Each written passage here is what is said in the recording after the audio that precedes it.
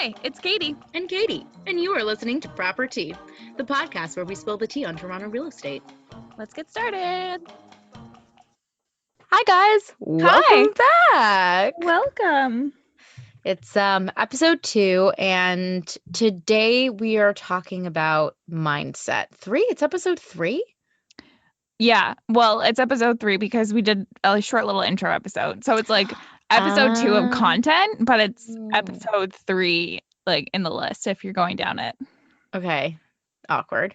You're listening to an episode of ProperTea, and today we're talking about mindset, kind of both generally and also like specifically as it pertains to real estate, because this is a real estate podcast. Oh, what else are we doing here otherwise? But yeah, so mindset's a big, when we started this, and I think particularly for Katie Davis Bennett, like mindset work is something that you've been doing on your own for other parts of your life as well. And then when we first started talking about doing this podcast, and you were frustrated with the way that lovingly frustrated with the way that people were kind of approaching the idea of real estate and owning property and all of that. Mindset was a really big part of it. When you were explaining it to me, it was, so much of what we think we can achieve, what we think we deserve. All of that is mindset, and like that's such a huge part of making the decision to buy a property, right? So yeah, it's huge. Yeah, so in that context, can you describe to me and to our listeners a little bit, like, what, when you say mindset, just generally speaking first, like, what does that mean to you? Well, mindset is certainly something that's very trendy right now. I feel like everybody's talking about mindset. So why not hop on that bandwagon?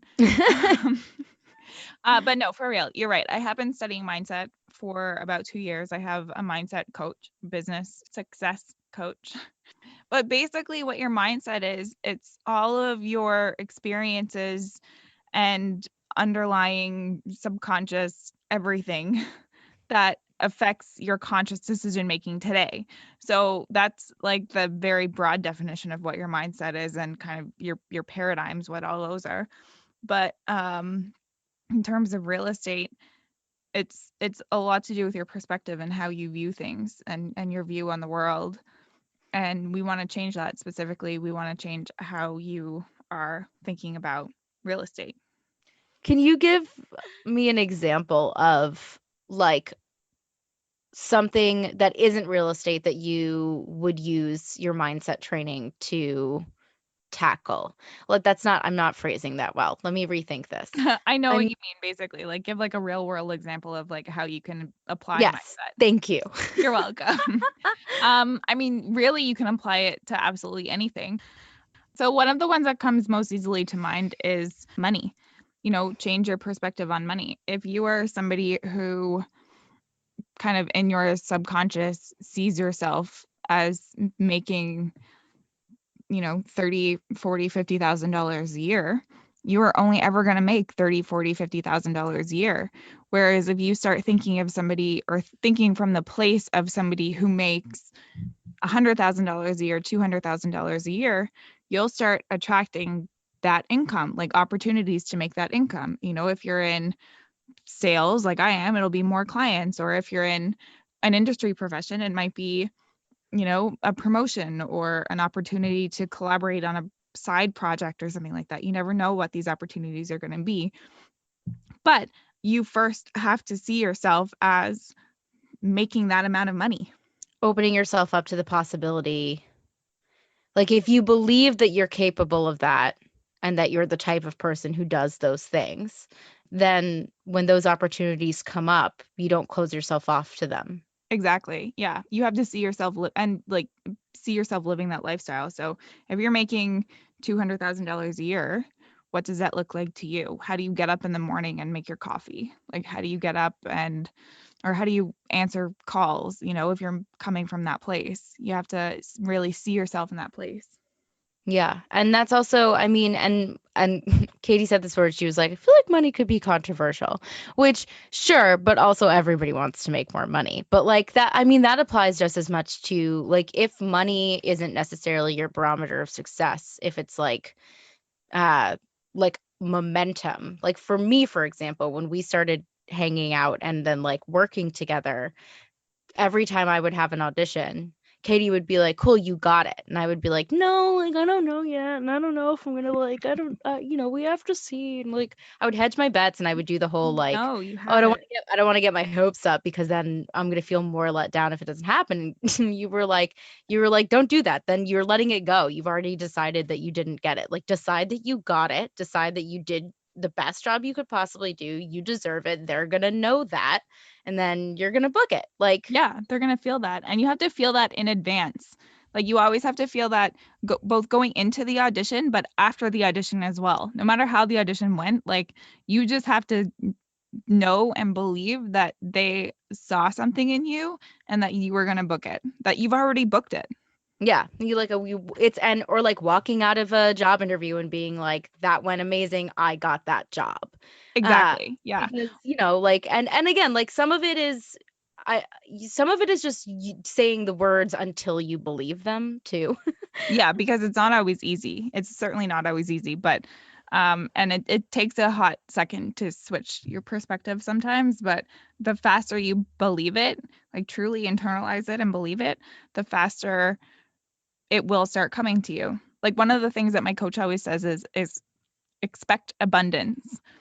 And it kind of goes back to like what are you expecting? Are you expecting that you're going to get the audition, or are you going to expect not to get the audition? Well, if you're expecting to get the audition, if you're expecting abundance, it will come. Yeah, and if you're expecting not to, like you're That will probably going to come prove too. yourself right. Yeah. And it's also like it goes back to that whole idea of like like the fear of failure is worse than actual failure. Like we as anxious people in modern society, which I don't even like. I'm sure that there are maybe some people who don't have anxiety, but I sure as fuck has never met them. Like everyone I know has some kind of latent anxiety, unless Yeah, they're like a for sure. sociopath. And sorry, like if you are a person who doesn't have anxiety and also isn't a sociopath, I'm really sorry. I hope you'll forgive me and we haven't alienated you from the podcast. Um, Please but get in like touch with us so you can share with us your ways. yes, please, because I like any kind of I really need help with the coping. I have my own things, but I love new advice. It's good. But yeah, so that was a fun tangent about my anxiety. This kind of stuff. A lot of it has to do with like what you think you are owed, kind of, and like feeling fear of failure and also getting into a mindset where you're like, I deserve this. Like those are both things that I think are really really hard for people, like the Yeah, people don't think anticipation. that they deserve things. And if they do think that they deserve things, it's usually bad things. But that's Yeah, like, no. or you feel guilty for feeling like you deserve something good. You're like, well, Yeah. what have I ever done to be like, I'm just a like, you fuck you, you stupid idiot, like you don't deserve this. Stop thinking of yourself that way. It's like yeah, like you don't want to be like an annoyingly entitled like braggart. Nobody likes that person, but you can be good to yourself and believe that you deserve things without also being the worst person in the room. Be Um, humble and grounded, but yeah, like blow yourself up too. Like celebrate your yeah, accomplishments, celebrate your wins. I've never because met a poor philanthropist. yeah, true that. That's something That's a else that my great coach has already point. has said before. So so great. That's mindset in the context of real estate. I mean, when, like I said, when we started talking about doing this podcast, Katie was like, I know so many people who on paper have everything they need to be able to do this. They have the savings, they have it's the right time in their life. They've got kind of a good view of what the next few years are going to be like. They've got jobs that they're happy with, that they're staying at and working up and all of that kind of stuff. But they refuse to consider buying. And when Because they asked really just why, fundamentally don't believe that they could buy it. yeah, or that like the consequences of it are somehow um completely outweighed by the positives, you know what I mean? Um and so when we were talking about doing this podcast, like there's a lot of uh information that we want to relay to you that's like specifics about how the industry works and who to talk to and all of that kind of stuff. But the reason we've put this episode so early is because we can tell you exactly how to go about doing it. And if you still don't believe that you uh, that you deserve it, or that you are allowed to want it, or that there's any possible way to figure out that this could be something that you could have, then it doesn't matter what we tell you. Like it'll go in one ear and out the other, and you'll be Yeah, like, what a that's waste of my nice. time. And Yeah. then you'll just go back to eating breakfast or whatever it was that you were doing. Yeah, exactly. So in the context of real estate, how does our mindset work against us, and how can we change it? There's a deep feeling of permanency and commitment. Commitment issues come up real quickly when you talk about real estate. People think that it's this massive, huge investment that you're stuck with for the entirety of your life. And yeah, it's a big investment, but you're only stuck with it for as long as you want to be stuck with it, basically. If that's 6 months, then sure, we have options for you to bail after 6 months, you know? So it's been associated with permanency and that really outdated nuclear family unit. The man buys a house for the family or whatever the hell that shit is. I don't even know anymore. Um, but it has a traditional outdated mindset energy around it that's not it's just too slow for today's world. It doesn't work. And also I think not only is it too slow and it doesn't work, it also the traditionalism of that idea of you have to be married and ready to settle down into the home that's going to be yours forever, and you have to know where you want to be, and you have to know where you want to live, and you have to be you have to have a certain kind of job and a certain kind of life to be able to do those things. Yeah, none of that Just is none of that is relevant anymore. Yeah, none of that It is needs to relevant be anymore. we need to switch it from this idea of like you're settling down and you're setting up roots to just an idea of like an investment, like something that's working for you. Yeah, and also like, and if you are ready to settle down and put down roots, that's fantastic. Like real That's estate is a awesome. great investment for you, but it's not the only reason why you should ever consider, or you ever could consider, owning your own space. Like it's just not. And I also think that the traditionalism that kind of surrounds the idea of like who gets to own a house, where and why, is really alienating to a Yeah. lot of people, right? Because Yep. like we're not our we don't look the same as our parents' generation, or the generation before that, or the generation before that. Like Bless them, but thank earners, God. thank God, but like earners in households look different now. Like men are not the only people who earn in a household anymore. There are more and more single women who are interested in buying their own houses. A married couple isn't necessarily a man and a woman, and you know what I mean? Like There are so and many differences. there's so many differences. You don't even need to be married to to own a house. Like that's not important. You don't You even need to know where you're gonna live in 6 months to a year to own a house. Just buy something and stick a tenant in there. Yeah, just I think All that you there's a need to lot know is of that do you want to be in a better financial position than you were a week ago? Yes. If the answer to that question is yes, then buy something. yeah, or like talk to the people to figure out if you can and how you do it right, you know? Yeah, But that's for sure. that's I think that there's a lot of toxicity kind of wrapped up in like what even my subconscious mindset was about who gets to own a house and why. Mhm. And I know that like I think I've mentioned this in some of our like earlier intro stuff, but like I grew up in New York City. I grew up in Manhattan, and my like mom and dad are both like they grew up in Manhattan or Brooklyn. My mom grew up in Brooklyn. Shout out to Brooklyn.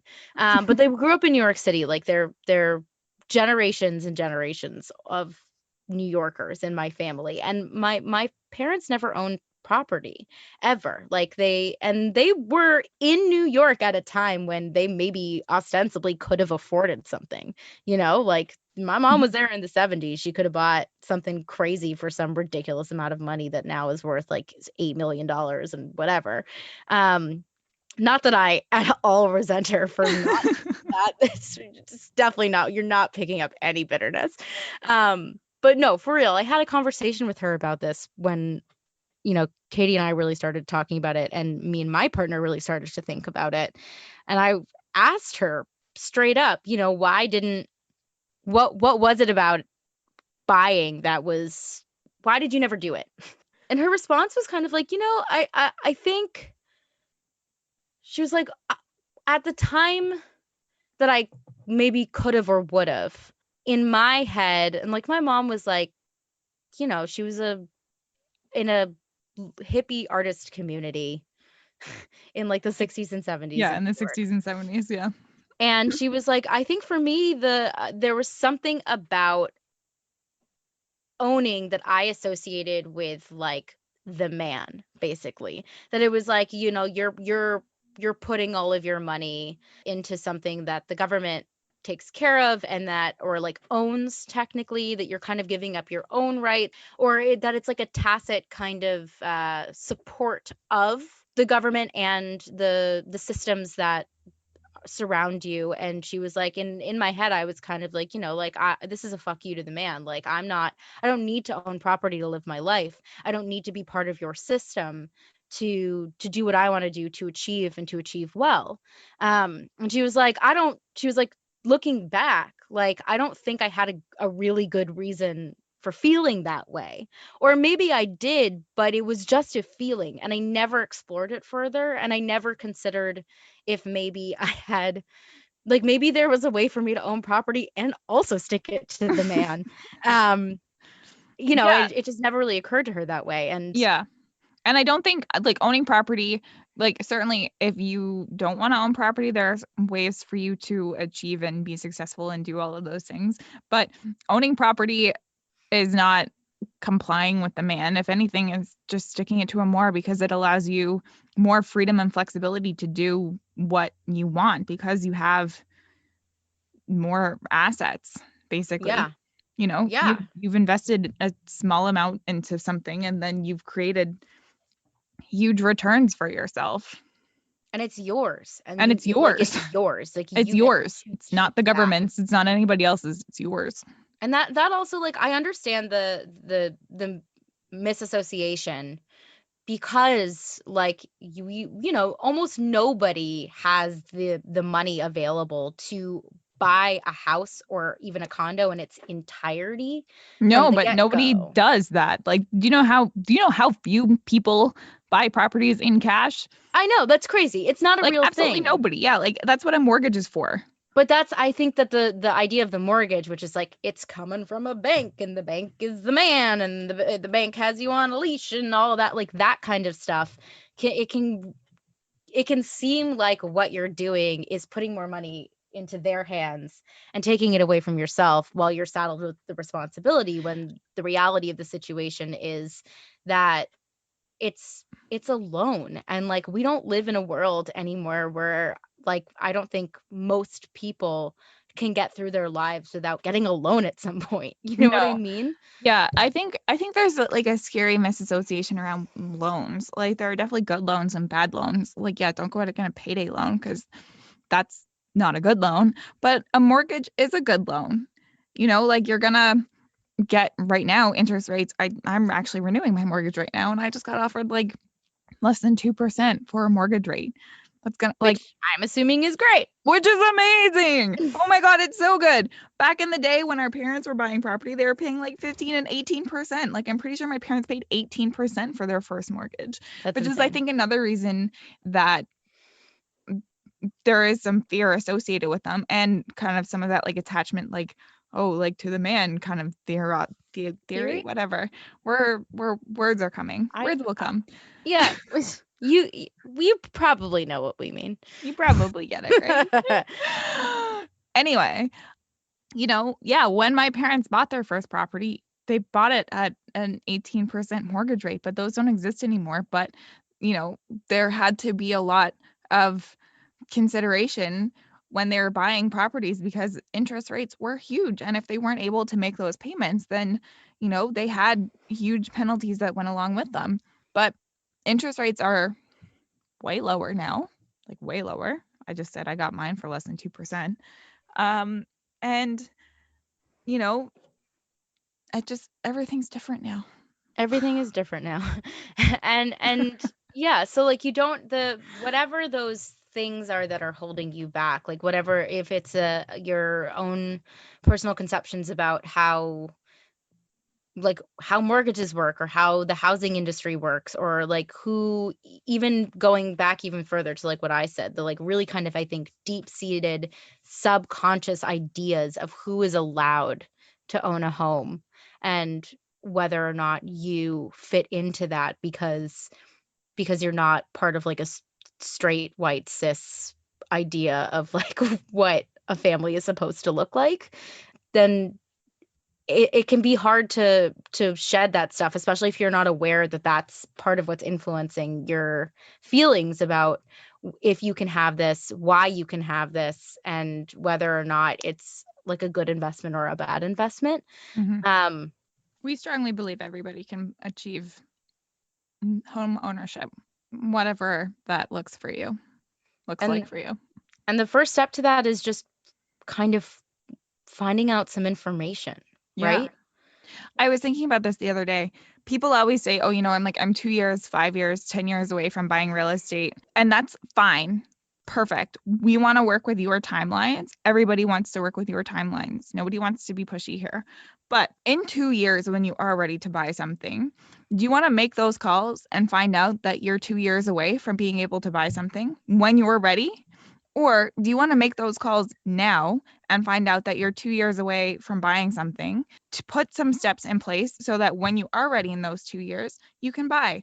Or, as I just said, do you want to make that phone call and find out you're still 2 years away? Yeah. Well, and that's it too, because it's also like, unless this is like, real estate is it's kind of like it's a huge beast, right? Like, it's Mm-hmm. complicated. Like, that's an umbrella term that covers so many different things. And a lot of those things have to do with like numbers and percentages and That's long-term planning to and a some lot of extent. people, yeah, which is terrifying for a lot of people. Yeah, it is. It's terrifying. But so, if you're like me, uh, and something feels too big to parse, and that makes it scary, like, what I usually do is just ignore it, right? Because that just Yeah. seems easier. I'm like, I well, think that's what most people do. yeah, this is what I'm doing right now is working fine. It's not ideal, but it's working. And like, that sounds really hard and scary and difficult to understand. So why not just keep doing what I'm doing? But like, if you who rather than being like, okay, like now I need to go buy a house right now. And if instead you're just like, if I want to do that someday, what would it actually entail? That's the best possible thing you can do for yourself, right? Like, just Yeah. ask the questions, like, find out. Like, there are people who do every aspect of this industry for a living, and they are available to answer your questions, to break down something that feels so big into small enough pieces that you can kind of comprehend them and make a decision, an Not informed decision. not only are there people available to answer your questions, usually those people are able to answer your questions completely for free. Yeah. Yeah. For example, I don't get paid until you buy something. So I will answer your questions all day, 17 ways until Sunday for free. So will your Yeah. mortgage broker. Without tooting my own horn, the real estate agent and your mortgage broker are two real cornerstones of your real estate team. They're going to be able to answer a lot of your initial questions. Yes, eventually we're going to have questions for lawyers and home inspectors and accountants and everything else. But a lot of the like phase one questions that you need answers to are going to be able to be answered by your mortgage broker and your real estate agent. Yeah. Those answers are free. which is why, like, when you take away the idea of I think maybe obligation, um, or like an expectation that you're going to move at somebody else's pace for something that is so big and is so personal, it gets a little bit easier, not only to ask questions, but I think maybe to just admit that you don't know anything, Yeah. There's a like, lot of misconceptions around real estate. I don't think even a lot of people who have bought real estate really understand how it works. I don't know if that's good or bad, but it is what it is. But yeah, there's, if you've never bought real estate, how do you know what you can and can't afford if you've never asked the question? yeah. And if you don't understand how it breaks down, because again, like you said before, nobody except for like maybe 3 people have ever like walked in and put down cash for like an entire property. Like that doesn't happen. But that doesn't mean that people can't afford to buy property. If that's the case, then probably there's somebody has figured out all the different ways to make it possible for someone like you to be able to afford this on whatever kind of long-term scale that is. And again, the long-termness of it is to the end of eventually paying off the entire place that you bought and then having it in your family. But you don't have to do that. Like you can actually sell your house or your condo before you're finished paying off your mortgage. That's possible and normal and something people do all the time. Yeah. So while the financing is kind of on a long-term scale and it helps to talk to somebody who actually understands that and can explain it to you, the actual living and owning of the property is on your time scale. It doesn't Yeah. have to be on the banks. Yeah. Everything's on your timeline. You drive the bus. I say that to all my clients. You're the one, you drive the bus here. You're the one who has to live there and be happy. We have to do this on your timeline. Yeah. So, But please know that your timeline can probably be greatly accelerated if you ask the questions. Just ask the questions. So that's what we are encouraging you to do today, to disassociate real estate from the idea of permanency, from the idea of, having to have your entire life figured out for the rest of your life before you can buy a place. None of that is real. All we want you to do today is be open to asking the questions.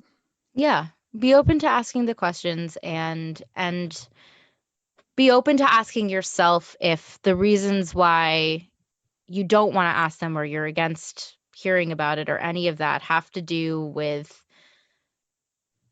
subconscious Shit preconceptions. that's not yours. Yeah, shit that's not yours. Your preconceptions and your subconscious ideas about who gets what, when, where, and why. And remember that, like a lot of that shit is toxic and it does come from a time where expectations were poopy and people sucked. And like progress is, I mean, after having that conversation with my mom, I had a conversation with Katie, and we were in your car, and I think what I said was that my realization was that for pretty much anybody who is not like a straight white man, not that straight white men can't have houses and that we don't also love you guys because we're both in relationships with y'all, but like that if you're anybody other than that kind of classic, the person who gets everything always, and you buy property, that actually is subversive as fuck. Like that is you Yeah. sticking it to the man. Yeah. Like here, like as a woman, as a person of color, as somebody who's LGBTQ, like you But are you are only saying, one of those three because people can't see us and they might be thinking that you are declaring yourself as all three of those, which you are not. which I am not. No, but I'm saying like if Not as all of those however things. Yeah. however you self-identify and how whatever box the world puts you in, if you're anything other than a straight white man, owning your own property is a pretty dope way of being like, Fuck you. fuck you. Yeah, like this is mine and you don't have control over it. Yeah. This But is a anybody really can own property. yeah. I believe that truly. And if you feel like it's far more complicated than we're making it seem, that's because it probably is, because it's personal for everybody. Like, we all have our own hangups for different reasons, and that's totally fair. But like, if you have questions about this stuff, come to us. And like, particularly come to Katie Davis Bennett, because she actually studies it. Practices it. And practices it constantly. But you know, Also, I'm the real estate expert of the two of us. Yes, also that. There's a lot of reasons to go to the other Katie. But yeah, like, this is complicated stuff. And I also, like, I'm sure I've made some statements in this episode that people are gonna probably take issue with, which is totally fair. And like I said, constructive criticism is always welcome. Always welcome. Bookend it. By the way, I figured out how to turn your volume up louder. Oh, you did? What was I it? did. It was somewhere in my settings. It was like We the last really- thing. Yeah, it was like super buried. Learning how to use like even fairly straightforward technology is such Seems a to be journey. challenge right now. Yeah. We've got to give that up. We've got to give up that challenge. We've got to make it easy for ourselves. Yeah. Mindset, perspective. We got to. We are the kinds of people who understand technology, and it always works for us exactly the way that we're expecting it to. The first time. Yeah, that's a really good point. Anyway. And on that note, happy day, everybody. Yeah, thank you for listening. Like we said, you know, DM us, if anything. Whoop. Whoop. Bye. Bye. You've been listening to ProperTea Podcast. Thanks for tuning in. And don't forget to like and subscribe and follow us on all of the platforms. And remember, if you have any questions about anything we've discussed on the podcast, or you want us to discuss, DM us on our Instagram at ProperTea Podcast. That's ProperTea Podcast. See you next time. Bye.